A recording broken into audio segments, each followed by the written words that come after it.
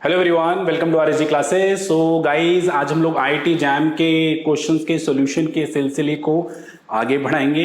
हम लोग 2024 का जो IIT jam MA economics entrance के लिए एग्जाम हुआ था उसको सॉल्व कर रहे थे।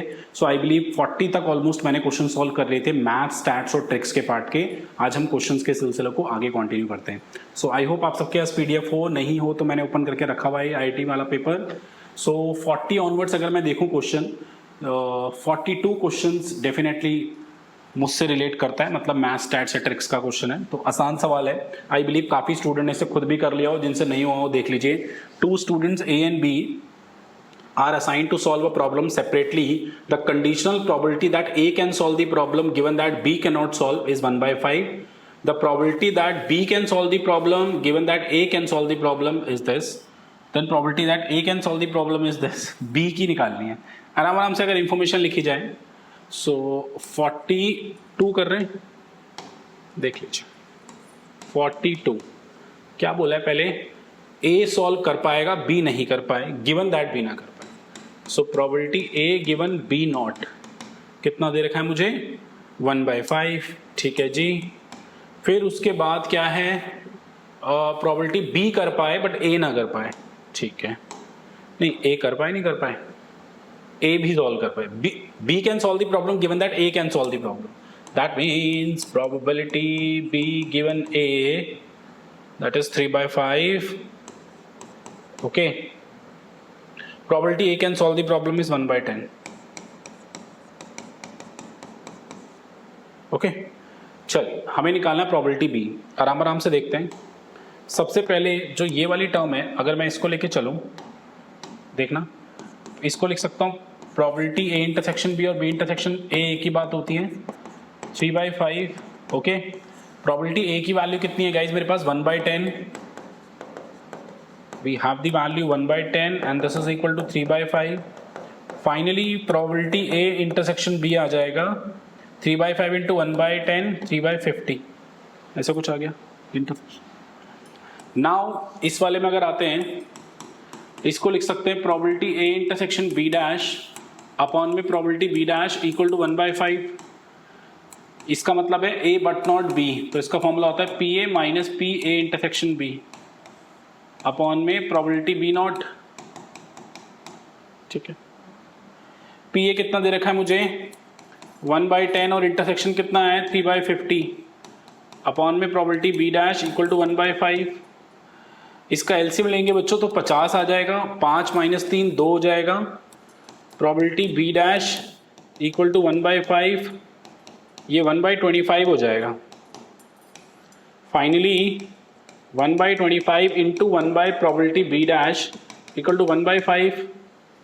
ठीक है, इससे कैंसिल हो जाएगा, तो probability ऑफ B dash आ जाएगा मेरे पास 1 by 5 which is 0.2। And finally probability of B क्या होता है बच्चों, 1 minus probability of B dash which is 1 minus 0.2 which is 0.8। So this is simple question. I hope सबको अच्छे से क्लियर होगा। जिसको 12वीं क्लास की probability भी अगर आती है कंडीशन, तो वो भी इस क्वेश्चन को बहुत ईजिली कर सकते। आती का मतलब अच्छे से आती है, हाँ आता तो बहुत कुछ है तुम लोग, बट अच्छे से आना जरूरी है, तभी कोई क्वेश्चन अटेम्प्ट हो पाए। फाइन, आई होप सबको क्लियर हो अच्छे से। Thank you. चलिए गाइस, क्वेश्चन नंबर 45 पे मूव करते हैं। क्या कह रहा है, there are 32 student in a class, 3 course namely English, Hindi and maths are offer to them. Each student must register for at least one of the course. जितने भी बच्चे हैं वो कम से कम 3 कोर्स, तीनों में से कम एक कोर्स में तो रजिस्टर होंगे ही होंगे। That means 32 is nothing but union, क्योंकि सब कवर है इसमें, तीनों के तीनों जो इवेंट्स हैं वो कवर है। If 16 student takes English, 8 take Hindi, 18 takes maths, 4 student take both English and Hindi, 5 students take both Hindi and maths and 5 students take both English and maths, then number of students who take mathematics only. अच्छा जी, देखो इसी पे कर दूं एक तरीके से, क्या क्या है यार, इंग्लिश, हिंदी और मैथ्स यूनियन 32 है। इंग्लिश वाले बच्चे कितने हैं अगर देखा जाए तो 16, हिंदी वाले बच्चे हैं 8 और मैथ्स वाले बच्चे हैं 18। ठीक है, 4 स्टूडेंट एक हिंदी और इंग्लिश और हिंदी बोथ मतलब इंटरसेक्शन। वैसे कुछ बच्चे से वेन डायग्राम से भी कर सकते हैं। 5 है हिंदी और मैथ्स वाले, और डेफिनेटली अदर 5 होंगे मैथ्स और इंग्लिश वाले। Number of student who take maths only maths, so only maths का मतलब है m, या अगर मैं फाइनली तुम अगर उसको वैसे भी लिखना चाहो, जैसे ओनली a होता है तो a में से b माइनस करते हैं तो ऐसे भी लिख सकते हैं m intersection e union h का डैश, ओवरऑल इसको ऐसे भी लिखा जा सकता है e dash intersection h dash only m। तो ओनली m का फॉर्मूला होता है m में से m और e के साथ इंटरसेक्शन हटाओ, m और h के साथ इंटरसेक्शन हटाओ, और जो कंबाइन इंटरसेक्शन है वो ऐड कर दो ताकि डबल काउंटिंग ना, ठीक है। अच्छा, इस केस में शायद कुछ बच्चे यूनियन का फॉर्मूला जानते हो। अगर मैं इसमें यूनियन का फॉर्मूला लगाऊं N E union H union M, तो फॉर्मूला क्या होगा N of E plus N of H plus Hindi English maths, then अलग अलग इंटरसेक्शन यार,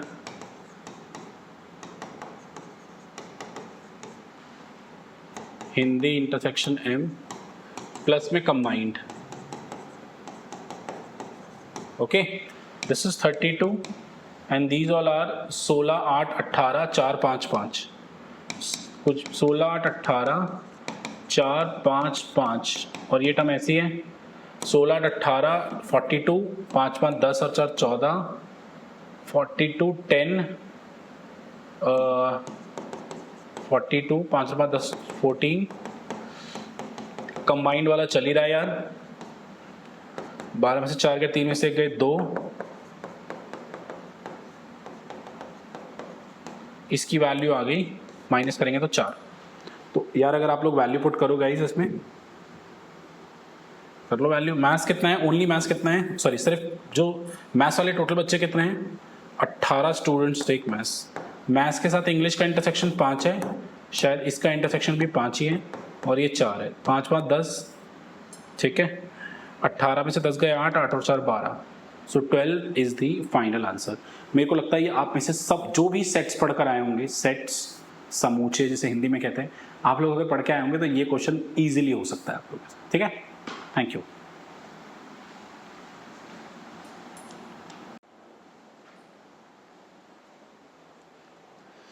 चलिए गाइस, क्वेश्चन नंबर 47 पे मूव करते हैं, देखेंगे सारे। The linear system of equation has no solution for K. अगर कुछ स्टूडेंट्स को पता हो और नो सोल्यूशन वगैरह किस तरीके से निकालते हैं, आई होप आपने सिस्टम ऑफ इक्वेशन पढ़ा हो। नो सोल्यूशन कब अकर करता है, जब rank of A is not equal to rank of A by B. तो ये 2/2 की वो है, तो अगर रैंक ऑफ ए 1 ले लो और ऑगमेंटेड मैट्रिक्स का रैंक 2 ले लो, ठीक है।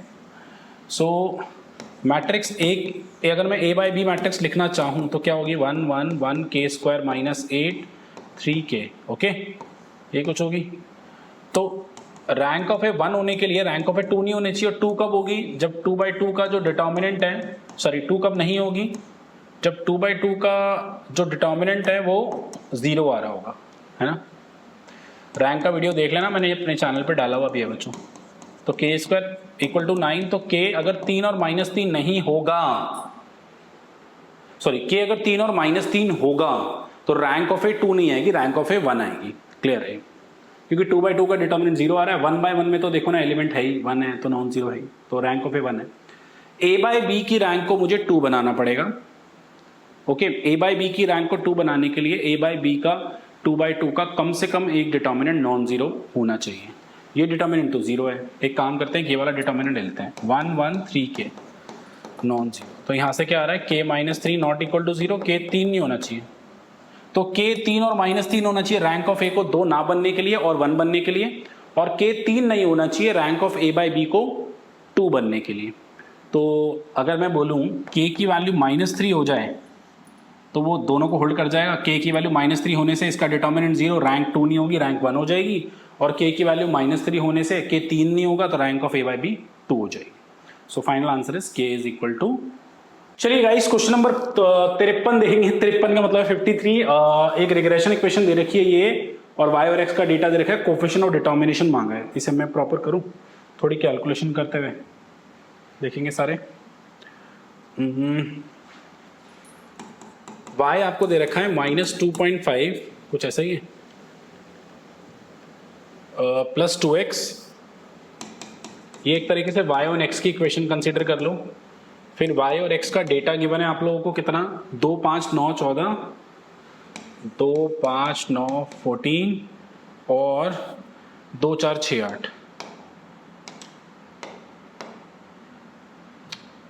हो जा भाई, 2 4 6 8। आपको coefficient determination means R square निकालना है। तो आपको बी वाई एक्स दे रखा है, तो अगर आप सारे के सारे स्टूडेंट जानते हो, जैसे B Y X Y one X 2 दे रखा है, तो बी वाई एक्स का एक फॉर्मूला ये होता है R standard deviation of Y upon standard deviation of X, और अगर आर स्क्वायर चाहिए तो ऐसे हो जाएगा, तो we need S square Y, we need S square X. Okay, data दे रखा है, यानी sample variance of Y and sample variance of X. उसके लिए सबसे पहले मीन निकाल लें। मीन निकालोगे तो वाई का 5 और 2 7 और 9 16 और 14 30 और 8 से 14 4 18 और 2 20, तो वाई बार आ जाएगा 30/4 7.5 और एक्स बार आ जाएगा 20/4 5। ओके, नाउ मीन माइनस करने की जरूरत नहीं है। एस स्क्वायर वाई का फॉर्मूला वैसे अगर तुम्हें याद हो, समीशन वाई माइनस वाई बार स्क्वायर अपॉन एन माइनस 1 होता है, और न्यूमरेटर का ऐसे भी लिखते हैं इफ यू रिमेंबर। तो वाई स्क्वायर निकाल लो, वाई स्क्वायर हो जाएगा 4 25 81 196, 6 और 1 7 और 5 12 और 4 16 9 और 8 17 और 2 19 और 1 20 और 2 और 1 3, तो 306 माइनस एन कितना है मेरे पास 4, वाई बार 7.5 का स्क्वायर और n माइनस 1 यानी 4 माइनस 1 3। मैं कैलकुलेट कर लेता हूँ अपने फ़ोन से, बिकॉज मैं नहीं चाहता मेरा समय वेस्ट हो। So that would be 7.5 into 7.5 into में 4 घटा में 306 डिवाइड बाई 3 27 आ रहा है, ठीक है।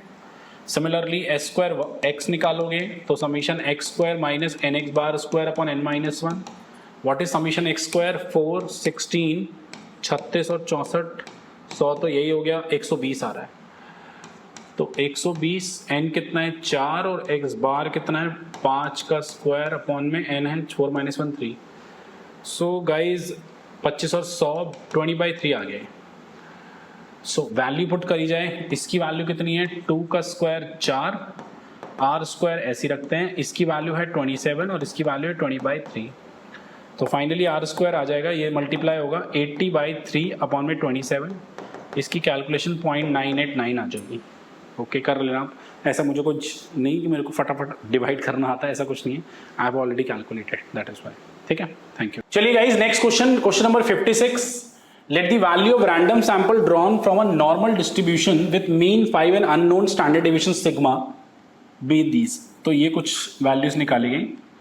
Then the maximum likelihood estimate of sigma square. देखो यार, मैंने ना यूट्यूब पे MLE यानी मैक्सिमम लाइक्लीहुड एस्टिमेशन को लेके बहुत वीडियो बनाया हुआ है, अच्छा नहीं बोलूँगा, वीडियो बनाया हुआ है, देख लीजिएगा। वहाँ पे मैंने ये बताया है कि जो सिग्मा हैट स्क्वायर होता है, सिग्मा स्क्वायर का एस्टिमेशन वो MLE से ही आता है, समीशन x माइनस म्यू का स्क्वायर अपॉन में n। इस न्यूमरेटर को आप ऐसे लिख सकते हो, summation x square minus N mu square upon में n। ठीक है, अगर ओपन करोगे आप लोग कुछ इस तरीके से आ जाएगा। आप लोगों को what you need to do, कुछ ऐसे भी नहीं करना चाहिए, वैसे भी कर सकते हैं। जैसे ही x वैल्यूज आपको दे रखी है 4.8 4.5, थोड़ी कैलकुलेशन करनी पड़ेगी, जो मुझसे एक्सपेक्ट मत करना, आप लोग प्लीज खुद कर लेना। x में से म्यू का स्क्वायर माइनस करके टोटल कर लेना और डिवाइड बाय n कर लेना, या अगर ये नहीं करना डिवाइड बाय n कर लेना। n is 6 and mu question में गिवन है 5 है। कुछ बच्चे इसमें n-1 ले लेंगे और जो कि उनका पूरा का पूरा गलत हो जाएगा। MLE में जब भी सिग्मा स्क्वायर का एस्टिमेटर सिग्मा हैट स्क्वायर निकलता है, वो अनबाइज एस्टिमेटर नहीं निकलता, वो बाइज एस्टिमेटर निकलता है, डिनोमिनेटर में n आता है। Please watch MLE in our channel RSG classes पे, आप लोगों को पता मिल जाएगा कि किस तरीके से, मतलब why the denominator containing n। Okay, so बच्चों मुझे लगता है कि IIT के मेरे वाले जो पार्ट के क्वेश्चंस थे वो सारे डन हो चुके हैं। I am thinking so, yes done. So मेरी तरफ से IIT जैम का पूरा पेपर सॉल्व हो चुका है। 2024 MA इकोनॉमिक्स का solution done from my side. Please अगर आप लोग और चाहते हैं मैं एमए इकोनॉमिक्स लोग अच्छी वीडियो बनाऊँ तो हमारे चैनल को ज़रूर सब्सक्राइब करके रखिए। प्लीज़ बंद मत करो कि काम हो गया अब निकलो यहाँ से ऐसा मत करो। एंड कमेंट ज़रूर कीजिए अगर किसी भी क्वेश्चन में प्रॉब्लम लगी हो, और अगर कमेंट ये भी ज़रूर कीजिए कि आप लोगों को वीडियोस कैसा लगा हो। Please humble request. Thank you so much. नमस्ते, बाय बाय।